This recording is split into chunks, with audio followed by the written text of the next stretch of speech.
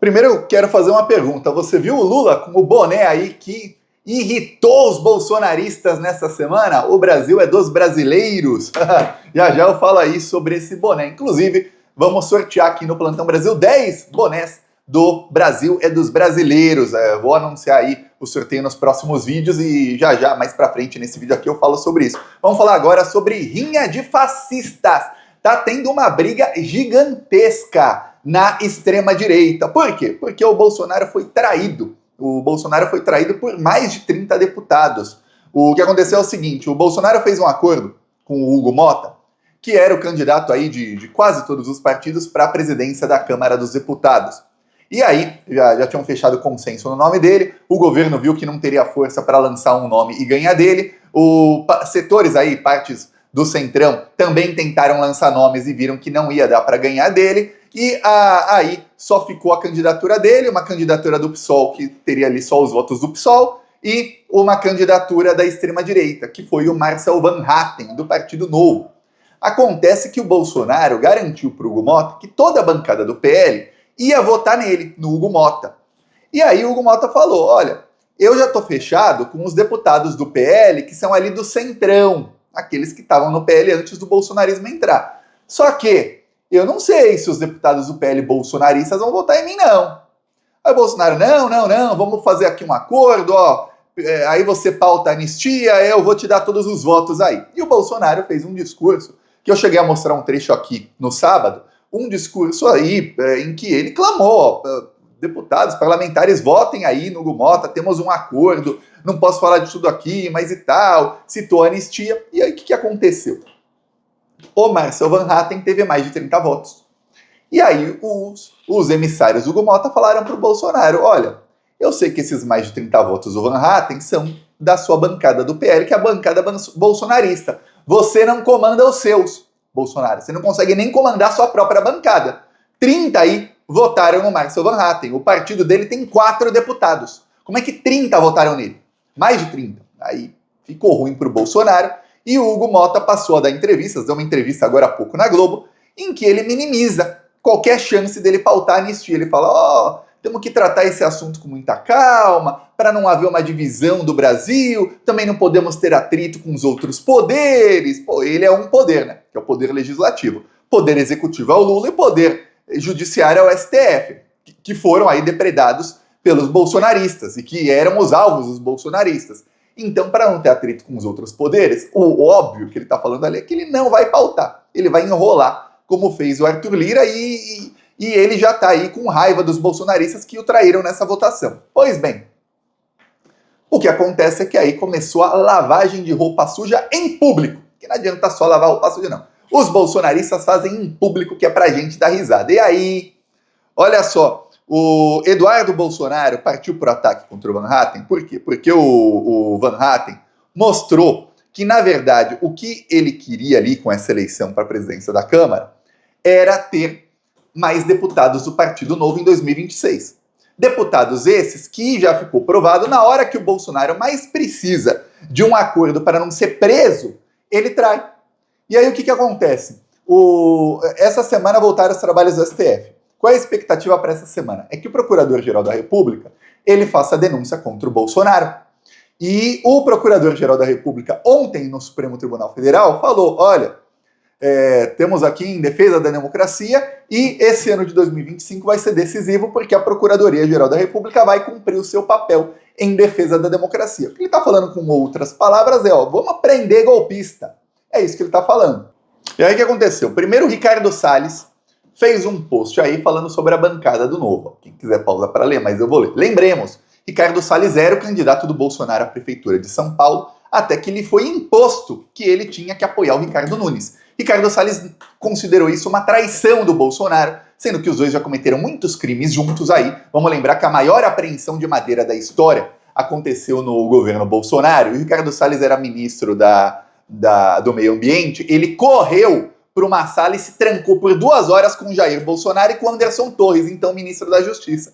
Depois disso, eles decidiram afastar o delegado, que era o delegado Saraiva, que foi o delegado que fez a apreensão. Quer dizer, a Polícia Federal fez um trabalho assim excelente e exemplar E aí todo mundo que foi responsável foi afastado e o Ricardo Salles trabalhou ali para devolver mais de 100 milhões em madeira ilegal retirada da Amazônia, uma área aí que dizem que é uma área quase do tamanho do estado de Sergipe, foi cortada e ele devolveu para os criminosos. Foi isso que fez o Ricardo Salles. Então, imagina, se isso eles fizeram publicamente, saiu na imprensa, foi público, imagina o que não fizeram sem as pessoas saber. Aí diz o Ricardo Salles, apesar da nossa ainda reduzida, porém honrosa, bancada de 4 deputados federais do Novo, conseguimos obter 31 votos para o Van Hatten na disputa pela Câmara dos Deputados. Esses votos efetivamente representam os valores da direita liberal conservadora, que não transige com o centrão, não coaduna com posturas práticas incompatíveis com nossas crenças. Votos que realmente se baseiam em princípios e valores sólidos. Parabéns pela coragem de lutar contra o sistema.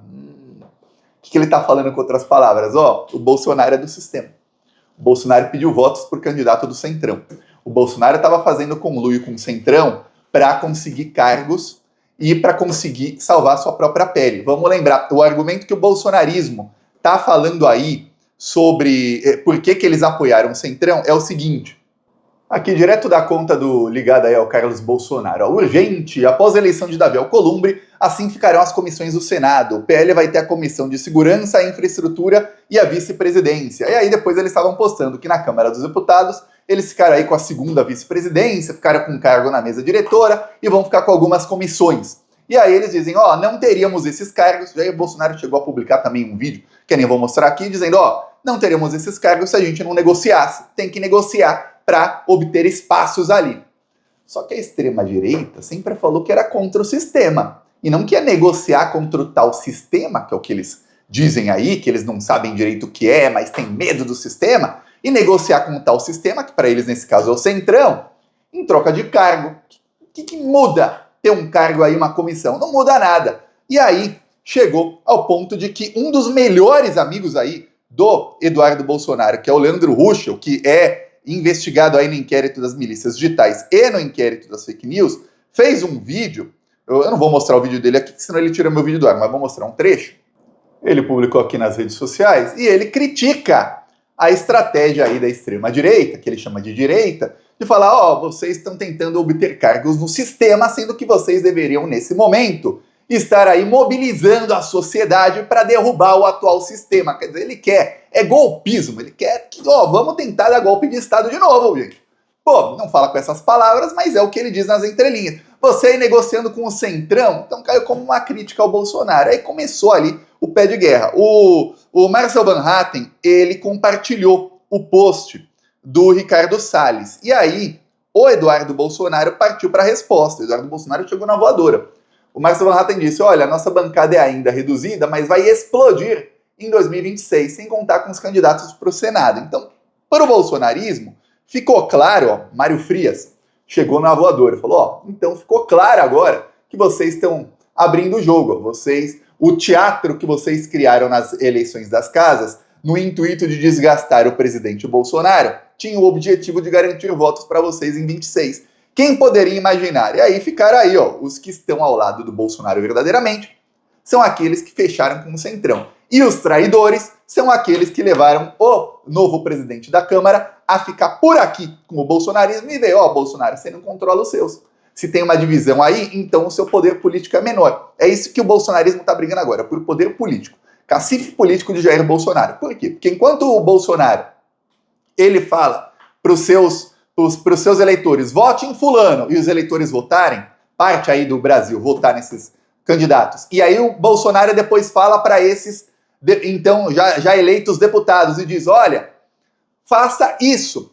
E esses parlamentares fizerem, o Bolsonaro tem algum valor para o centrão. A partir do momento que o Bolsonaro mandar os bolsonaristas votarem alguém e eles não votarem, o Bolsonaro perde seu valor. Ou, a partir do momento que o Bolsonaro manda os seus deputados, eleitos pelos bolsonaristas, faça tal coisa, e esses deputados não fizerem, o Bolsonaro também perde o seu valor para o centrão. E o Bolsonaro sabe que perdendo o valor, a chance dele reverter uma inelegibilidade, isso ele já sabe que a chance é zero, mas a chance dele reverter uma prisão, ou conseguir anistia, ou qualquer coisa que pelo menos mitigue aí o desgaste que ele vai ter nas próximas semanas e nos próximos meses, e a sua prisão, essa chance diminui. Então o Bolsonaro está em pânico aí. Ixi, e agora o que eu faço? Então o Eduardo Bolsonaro chegou na voadora. Quem quiser pausa aí para ler o textão do Eduardo Bolsonaro, mas eu vou reduzir. Vou resumir aí para você. Ele diz, olha, a eleição popular não tem relação direta com os discursos feitos para a presidência da Câmara. Marcel Van Hatten falou que ele conseguiu 31 votos porque o discurso dele fez com que a direita verdadeira, conservadora, que não fecha com o centrão, ficou ali emocionada com o discurso dele. Aí ele mostra ali a votação do Van Hatten, que ele teve uma votação maior em 2018 e menos votos nas candidaturas dele para a presidência da Câmara. E que em 2023 ele teve menos votos, teve quase 150 mil votos a menos na eleição para deputado, só que ele conseguiu mais votos na eleição aí para a presidência da Câmara. Aí ele fala o seguinte: um político que se elegeu em 2022 fazendo vídeo com o Bolsonaro e vai buscar fazer de novo em 2026, mas que atua na política divergindo da orientação do Bolsonaro. Não parece uma coisa que acontece na esquerda também? Certos políticos que na hora da campanha estão lá no santinho com o Lula, e aí chega na hora que o Lula precisa de voto para aprovar uma pauta econômica que é crucial para o governo, eles não apenas votam contra, mas ficam fazendo fake news contra o governo Lula. Já percebeu? São sempre do mesmo partido, tá? Mas tem alguns outros aí que fazem também. E muitos influenciadores que também usam aí a imagem do Lula para ganhar seguidores, mas detonam o governo com fake news. Veja que na extrema-direita acontece o mesmo. Os caras usam a foto do Bolsonaro. Na extrema-direita, obviamente, a gente dá risada nisso aí, né? E lá as brigas são bem piores. Mas usa a foto do Bolsonaro e aí ferram o Bolsonaro aí. E olha, o Bolsonaro está sendo ferrado pelos próprios deputados que ele elege faz muito tempo. Aí ele fala, você não tem moral para falar dos outros. Está aí a verdadeira divisão da direita. Continua aqui o Eduardo Bolsonaro, ele fala. E a troco de quê? De dar palanque para vocês tentarem se turbinar para as próximas eleições? Os números da sua própria eleição mostram que não é por aí. E aí ele diz aí, tá tirando o sarro, que o Van Hatten teve menos votos em 2022, provavelmente porque muitos bolsonaristas viram, esse cara não tá 100% fechado com o Bolsonaro, não. Ele usa a pauta de anistia, bererê, barará, mas ele só quer fazer ali a politicagem dele. Aí o Carlos Bolsonaro chegou. E aí eu falo para você, querida e querido plantonista, é difícil ler o textão do Carlos Bolsonaro. Eu vou resumir aqui para você. Prepara que é a bomba no meio da extrema-direita. Eu vou falar, isso aí tem nome, tá? Nicolas, Gustavo Geyer, Carla Zambelli e alguns outros, fora esses aí do Partido Novo, mas muitos do PL. Ele falou, mais um dia normal. Aí segue aí. Jair Bolsonaro sempre colocava a cara para defender os ataques que seus ministros sofriam, sem que quase nenhum deles se pronunciasse sobre algo que cabia a eles. Aí ele fala, hoje se repete mais um movimento idêntico. Praticamente nenhum parlamentar ou político se pronunciou para explicar os movimentos necessários, e hoje alguns poucos falam algo para não ficarem mal na fita. E a maioria, quando abre a boca, lava as mãos e diz que fez o que o presidente pediu. Tá falando do Gustavo Geyer, que gravou um vídeo com carinha de bunda, dizendo, olha, eu votei no Hugo Mota porque o Bolsonaro pediu, tá? E eu devo meu mandato a ele. E aí não vou mostrar aqui o vídeo do Gustavo Geyer, que tem uns 7, 8 minutos dele assim. E aí, por isso que eu votei no Hugo Mota. Então não fiquem bravos, o nosso líder é o Bolsonaro. Se ele mandar votar no Hugo Mota, eu voto. Praticamente isso aí.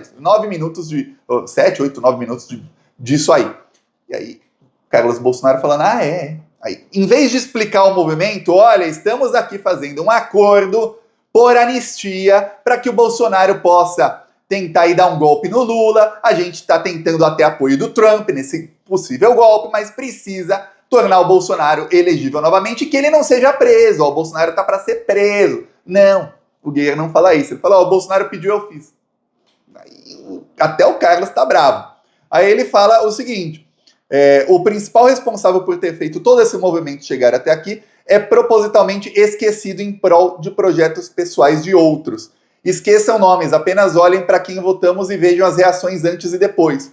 Pronto, tudo fica mais claro. Aí ele fala, é todo dia, todo dia, todo dia. O cara se coloca na boca do leão em nome dos outros que querem entregar sua cabeça como troféu. E então saírem limpinhos num movimento derrotado após termos chegado num ponto em que não podemos mais apenas ter bônus diante do tamanho que chegamos.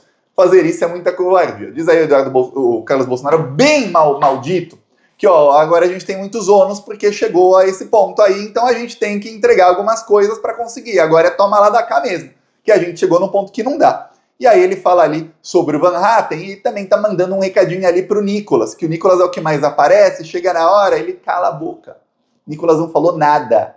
O Nicolas nem antes, nem durante e nem depois da eleição para a presidência da Câmara e do Senado falou alguma coisa, nem para explicar os movimentos ali, qual seria a articulação, nem para depois falar, ó, não deveria ter outra candidatura, deveríamos fechar com o Bolsonaro. O Nicolas deu entrevistas aí faz muitas semanas em que ele dizia, olha, a gente vai votar no Hugo Mota porque ele está fechando ali a anistia. Só que ele não explicava, olha, tem que ter um movimento, a gente precisa de cargos, e não é só votar ali, não é porque ele vai pautar a anistia, ele precisa convencer os líderes partidários. E o Nicolas falou bem mal falado, e o Carlos Bolsonaro está falando, ó, e aí eles vão plantando ali, vão fazendo a coisa ficar maior nessa parte aí da extrema-direita. Quando chega o momento, eles traem o Bolsonaro. Olha, você vê que na esquerda tem movimentos bem parecidos aí contra o PT. Sempre teve, viu? Sempre teve. Aí você vê que lá eles brigam e eles lavam a roupa suja para todo mundo ver. Aí ele fala, o exposto vale para qualquer um que foi eleito. Aí ele começa aí a falar que fizeram falsas promessas para a direita e tudo mais. Ele diz, como diz o presidente, quando você entender a diferença entre o ideal e o real, você estará pronto para servir a sua pátria. Diz aí o Carlos Bolsonaro. Não há inocentes na política, cobremos a todos, algo que não é feito. Aí pronto. Tá aí a briga na extrema direita. E ó, vou falar aqui sobre os bonés. O Brasil é dos brasileiros. O governo Lula aí, o segundo Lula, o Sidônio Palmeira, teve a ideia de fazer um boné para contrapor o fato de que os bolsonaristas usam boné do Trump, escrito Make America Great Again, um boné em inglês dizendo faça os Estados Unidos grandes de novo. Vocês são deputados do Brasil, falando que a prioridade de vocês é que os Estados Unidos sejam grandes. Os Estados Unidos estão tentando aí roubar todas as riquezas do Brasil desde sempre. Então, estão tentando interferir aí na política brasileira. Inclusive o Zuckerberg falou que vai interferir mesmo. Então o segundo Lula criou o boné. O Brasil é dos brasileiros. Não tem nada de errado com isso. Nada. Os bolsonaristas começaram, olha, ele está provocando o Trump. Como assim provocando? Falar que o Brasil é dos brasileiros é provocar o Trump, porque o Trump quer roubar o Brasil dos brasileiros? É isso? A carapuça serviu, mas serviu bem servida. Aí o Lula apareceu com um boné. E vamos sortear aqui no Plantão Brasil. Nos próximos vídeos eu vou ver como fazer o sorteio. Quem tiver sugestão de como eu posso fazer o sorteio, diz aí a sua sugestão. O mais fácil geralmente é fazer sorteio no Instagram, que tem várias plataformas disso. No YouTube tem pouquíssimas e não são muito confiáveis. Mas quem tiver sugestão, diz aí que eu vou ler os comentários. Aí sortearemos 10 bonés. O Brasil é dos brasileiros. E aqui do lado tá escrito hashtag sem anistia. Peça sua inscrição no canal. Falou!